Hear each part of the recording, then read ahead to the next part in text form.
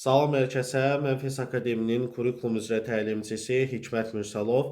Bildiyiniz kimi, bugün Naxçıvan müəllimlərinin sertifikasiyası imtahanı günü idi və sertifikasiya imtahanında metodikadan düşmüş bir sualı sizə izah edəcəm.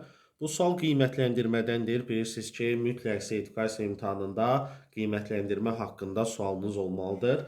Və sual belə idi. Diaqnostik qiymətləndirmə ilə bağlı doğru fikri müəyyən edin.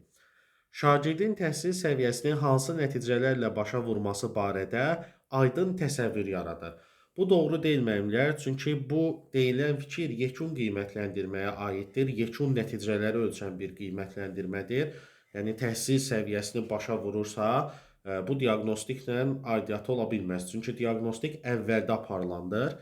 Şagirdin fəaliyyətini izləməyə imkan yaradır. Siz artıq bilirsiniz ki, izləmək, daha sonra müşahidə etmək, bu tipli ifadələr sırf formativ qiymətləndirmədə olur.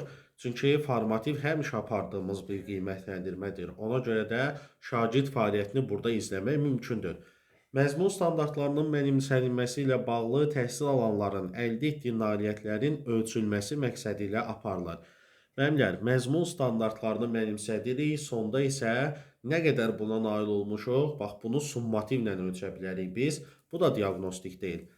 Təlimi effektiv şəkildə təşkil etməyə kömək edir, şagirdin bilik və bacarığı haqqında müəllimi məlumatlandırır. Bax, bu doğrudur. Sualımızın cavabı elə bu variant olacaq. Çünki diaqnostik qiymətləndirmə sayəsində siz şagirdi tanıya bilirsiniz.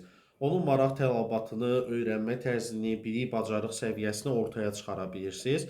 Və təbii ki, bu da bizim planımızda, təlimi necə quracağımızda bizə effektiv bir istiqamət verə bilir. Biz daha təcrübəli oluruq ki, yəni şagirdlə necə irəliləmək lazımdır.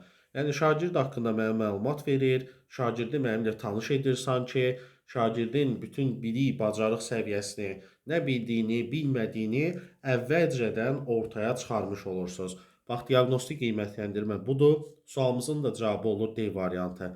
Bəs niyə Y variantı deyil? Təhsil pilləsinin ümumi orta və tam orta təhsil səviyyələrini başa vuran təhsil alanların təhsildə nailiyyətlərinin qiymətləndirilməsi məqsədi ilə həyata keçirilir.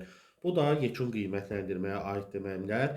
Yəni səviyyəni başa vuran, ümumiyyətlə tədris ilini başa vuran belə tipli ifadələr diaqnostik qiymətləndirmədə olmur. Diaqnostik qiymətləndirmə həmişə ilin əvvəlində, bölmənin əvvəlində, yarım ilin əvvəlində və sinifə yeni bir şagird gəldikdə aparılır ki, həmin şagirdlər haqqında məlumata sahib olaq. Müəllimlər, imtahan suallarının davamını istəyirsinizsə, yenə izahlar görmək istəyirsinizsə, mütləq kanalıma abunə olun, videomuzu bəyənin və paylaşın.